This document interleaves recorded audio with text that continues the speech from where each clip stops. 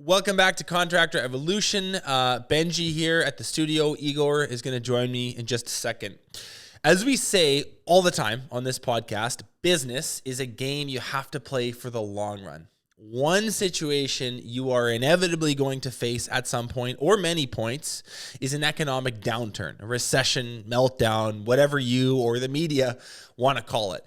You get what I'm saying, though. Business isn't just about winning when the times are good and everyone is fat and happy. You also need to know how to play this game when things aren't so flush. Now, I want to be clear. We are not economists. We don't have a crystal ball. We're not in any way trying to guess what the market is going to do. But we do try to stay current and provide value to our listeners. And lately, this conversation around the market, what's ahead and what to do, it seems to be coming up a lot with our contractors. We're hearing questions about this insane and seemingly never-ending money printing party, the debt loads of nations, businesses, and individual households. People are worried about the dilution of currencies, the rate of inflation, and then the more recent rise in interest rates to try to combat it. Well, we'll be the first to tell you we have no idea what's going to happen. I think we can all agree, there's a lot of flags on the field right now, a lot of scary headlines, and that's making people nervous. Fair enough. So today's episode, Igor and I are going to go over the 4 things every contractor can do to prepare for a shift in the market and hopefully put your mind at ease in the meantime. So let's dive in. You're watching Contractor Evolution, where we unpack the systems, tactics, and skills you need to take your fast-growing contracting business to the next level. You're here to learn what it takes to scale up, work less, and increase profitability. You've come to the right place. Stay tuned to learn what separates the new breed of contractor from the old school, and welcome to your ultimate guide on the business of contracting. Okay, so Igor, today we're going to talk a little bit about prepping for a downturn. And it's we don't have a crystal ball. We're definitely not saying that this is for sure happening in the next little bit, in the next 6 months. But if you're going to be in business for the long haul, which I think a lot of our listeners are planning to be, this is something you're going to have to confront and navigate at some point. And we've got 4 kind of big things we want to flesh out today. But before we dive into those, any just opening remarks on this?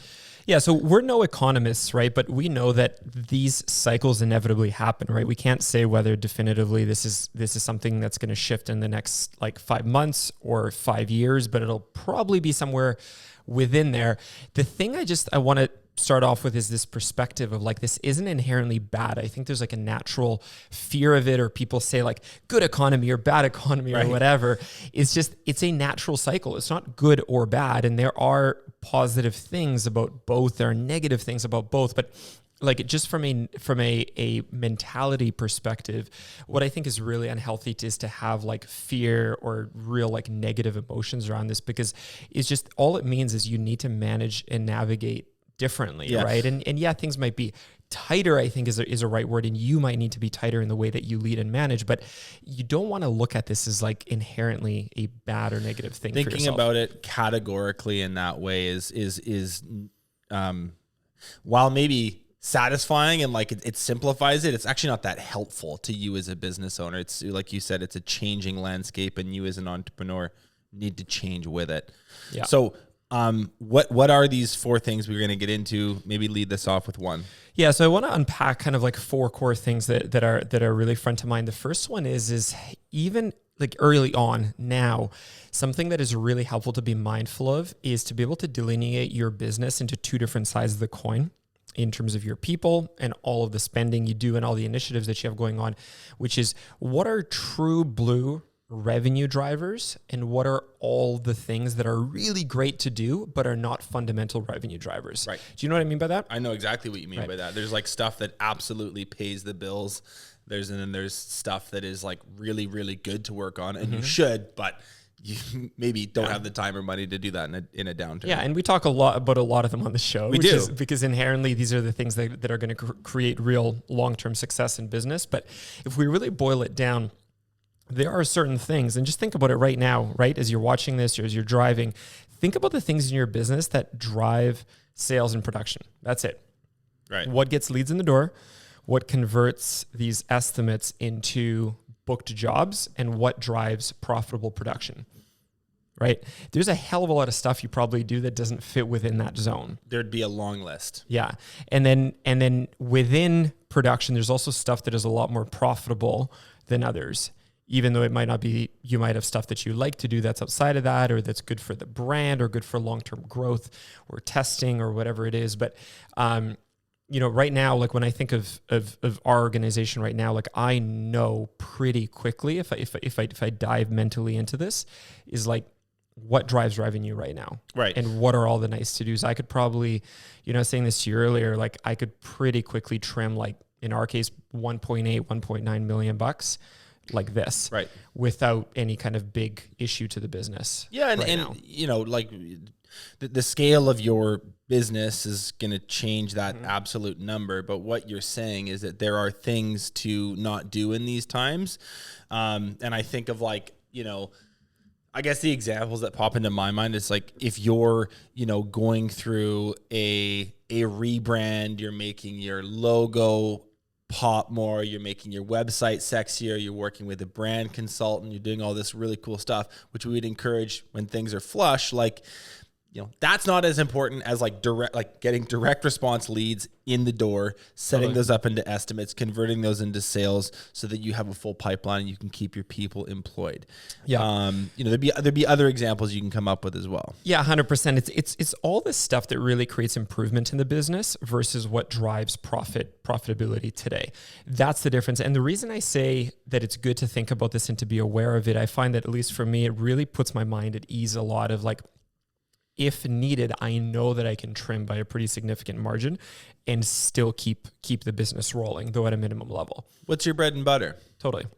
Yeah, and that definitely helps in just really understanding what some of your moves might be from here forward, right? So reflecting on these, writing a list before any kind of fear or panic sets in, and understanding what's on one side of the coin versus the other is just a very healthy thing, especially when it comes to putting your mind at ease of like, what are these moves that I would make if I needed to. Okay, so clarity on true revenue drivers versus non-revenue drivers. Yeah. What's the second point?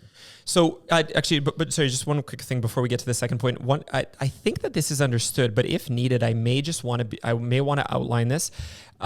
In even what we would call like a recession, it is not at all the case that people are not spending money, right? Like I was running a painting company with a whole bunch of employees in 2008 and I was in 2009. And I remember very clearly this like October, November, 2008 time. In 2009, I grew that business. It's not that people weren't painting houses and buildings whatsoever. They were just at a lesser scale. So absolutely everything does go on, no matter how bad things get. It just looks a little bit different. Yeah. Right? It's not like the hose turns off entirely and the entire economy shuts down. It's just operating at a lesser degree and you need to adapt to that. Yeah. Good. Okay. Second piece of advice. So here's a pretty clear action item that if this kind of scenario is on your mind, here's a really good exercise. 2 business plans, 2 budgets. Okay. So ideally, you have a business plan for this year, right? And ideally you have a budget for this year. What you can do though, is you can look at a secondary one where you've got a plan B, both in the business plan and in the budget. So tactically speaking, what changes in the event that certain economic scenarios shift, right? A lot changes. Yeah. So when you think about the business plan, some of the real fundamentals like lead flow, what happens if lead flow drops off by 50%? Okay. Right. What happens if your closing ratios on estimates, if your closing ratio goes from 60% to 35%, what does that look like? Yeah, your average job size drops by $5,000. Your cancellation rate goes up. Like there are all these variables where you could see potentially pretty dramatic swings in. But the nice thing is you can model all of this, right? Yeah. If I'm saying I'm planning typically to get 1,100 leads, what does that look like if it's 650 or 700, right? What if our closing ratio off estimates to book jobs is going from 60% to 35%? Right. How many jobs are you going to book? Right? What happens if your average job size drops from $4,500 to $3,000?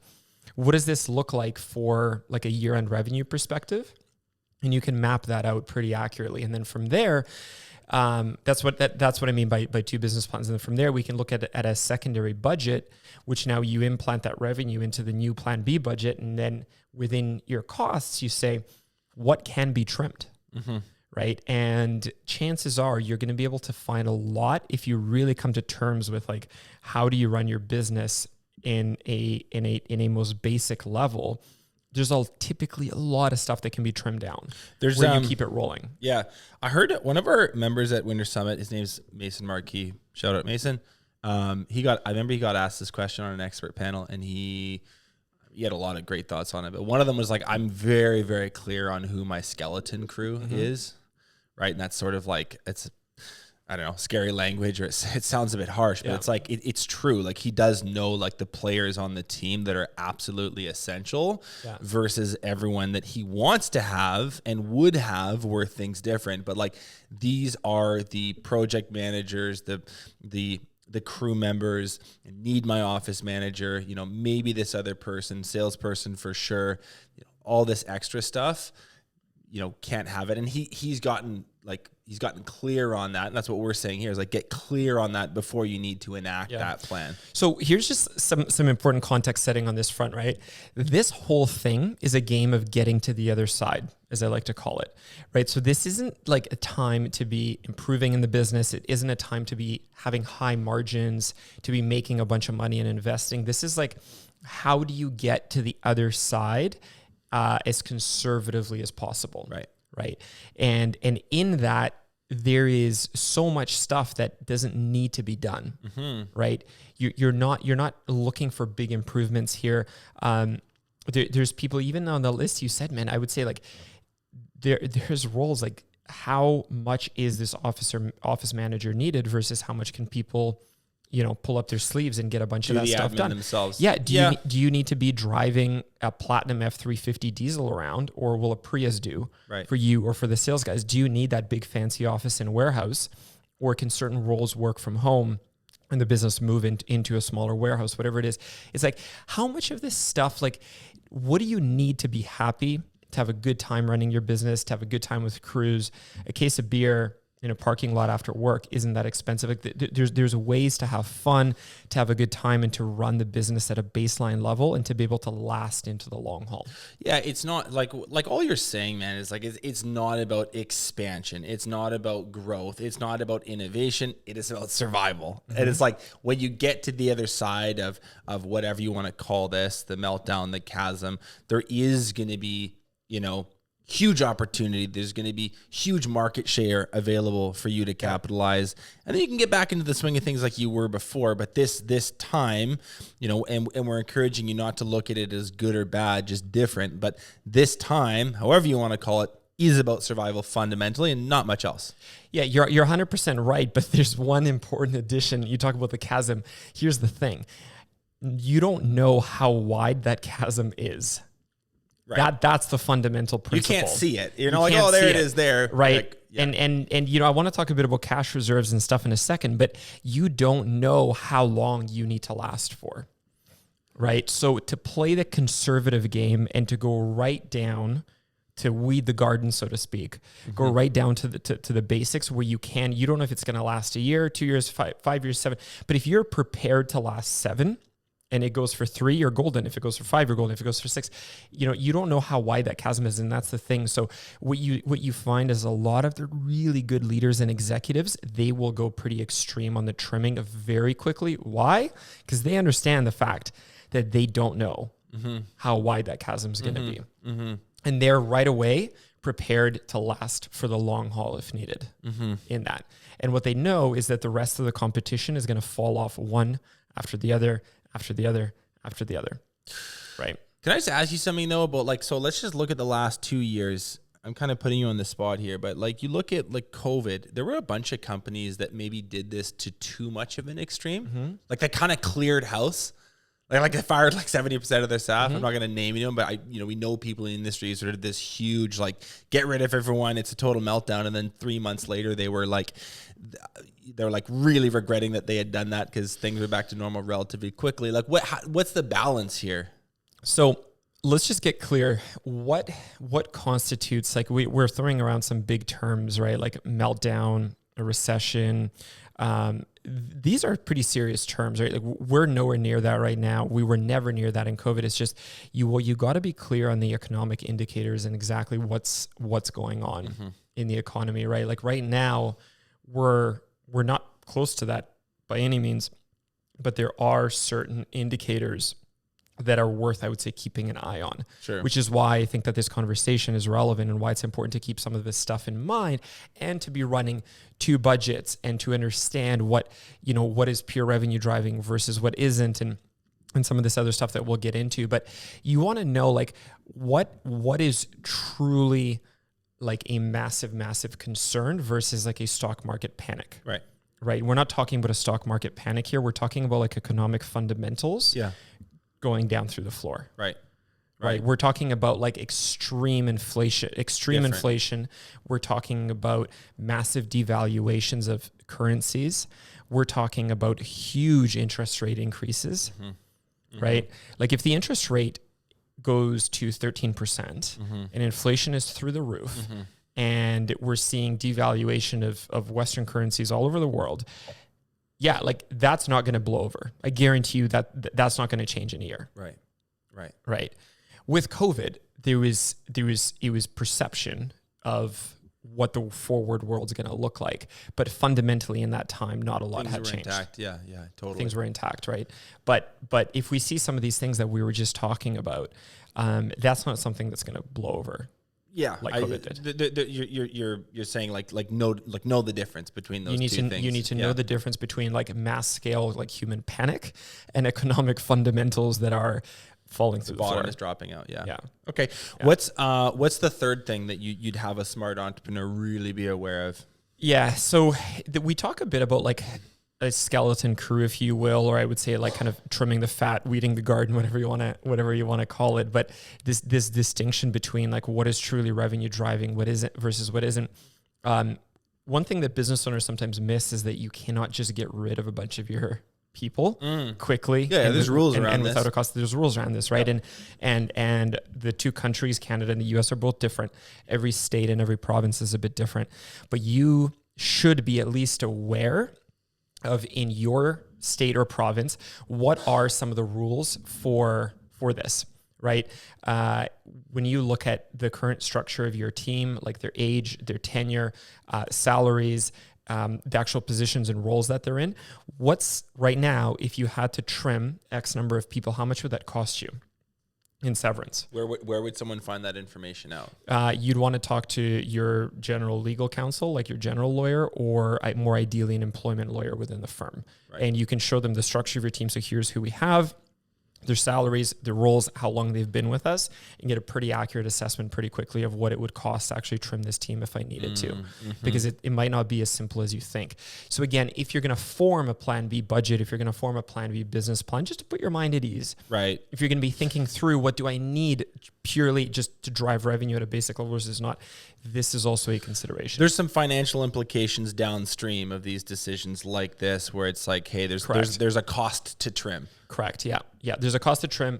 People don't often think about it. And if you're going to look at like bare bones of what do I need to drive sales and to drive production, there's also going to be a cost to jettison some of these people. So, but it's different depending on your jurisdiction and where you live. So we really can't say, broadly speaking, this is what it costs. You need to look this up for yourself, but do know in dollars what it's going to cost to get rid of, let's say supplementary people and really keep like the revenue driving situation critical people on your team. Yeah, if there's these 10 people that I'm going to need to exit in that situation, I'm going to need to exit out of this set of leases, I'm going to of vehicles and office and whatever, what's going to be the cost of doing this? That kind of forms a part of your plan B business plan. Again, guys, none of this is in panic. This is just smart entrepreneurs understand what are we doing when we roll a status quo, but they're also mindful of like, what is this going to look like under a plan B scenario? How am I going to be able to survive 3 years, 5 years, 10 years as all the other competitors fall off so that I can make it to the other side into that extremely prosperous world?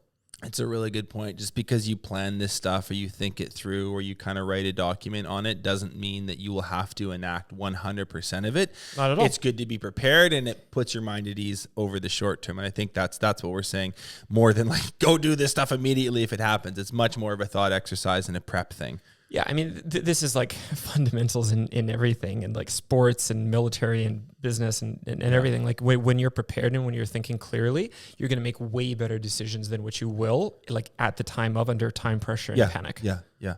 Right. So what's the fourth and final thing you wanted to cover? The fourth principle to keep in mind right now, and especially when money is flowing, is that cash is king. Right. There are way too many business owners, especially in our industry, that spend too much time redlining in their business. Like cash is spent, whether it's like personally or through riskier investments or right back into the company. My question is like, how large are your reserves? And how large your reserves are is going to dictate how long you're going to be able to last. Again, super important context setting. Very, very, very few of these shifts and downturns, as we might call them, last for like 15 years. When you just look at history, that is extraordinarily rare, right? It's just simply a chasm. You got to get from one side to the other. That's it. Don't put too much emotion into it. Don't freak out about it. There's just a chasm. You got to get from one side to another as safely as possible. Right. So the question is like, what do you have in terms of cash reserves and access to cash? And that'll include cold hard cash. It'll include investments that are low risk and also very accessible, like within a very short period of time to cash. And then what are like reasonable interest lines of credit that you have access to. So it's just like as things shift, you want to say like, how much liquidity could I have access to as quickly as possible? Because again, that's going to dictate. So if in my plan B budget, I'm going to be able to set it up where I run a $200,000 loss. Like I take a very minimal salary, whatever I need to run my, keep my family going. And with that, and with the cost structures I have in place, I've cut everything. I can keep going. Worst case scenario, right? This is like leads fall by half. Closing ratios going from 60 to 35. Average job size drop from 4,500 to 3,000. I'm just making numbers up, but you model that whole business plan. You say this is the amount of revenue that would be left on an annual basis with the cancellations and everything. You trim a bunch of the costs, and you're like, hey, I know that I can run this business at a $200,000 a year loss. Right. And if you've got, $100,000, that's 6 months. You've got the six months of that chasm, right? So we've got the chasm, you're 6 months into there, or potentially not way even, less. Potentially right? way less. If you've got $1 million, you've got 5 years. Right? You've got $2 million. You can do that for 10 years. Just keep it rolling. Let all the that's awesome, by the way. Just let all the competition die off, one after the other, after the other, after the other. You get to the other side, and what do you have on the other side?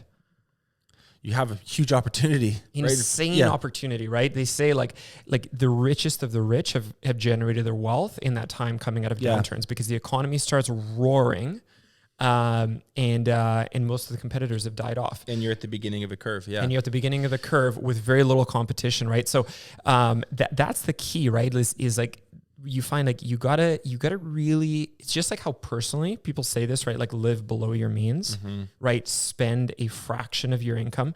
It's the same thing in business practices, right? Like if you can run a good, profitable business and store cash away, keep access to it, you're not burning the candle full bore all the time, right? So it's a conservative nature to business. Those are the people that last these cycle after cycle after cycle. Someone might be listening to this going like, obviously I know that.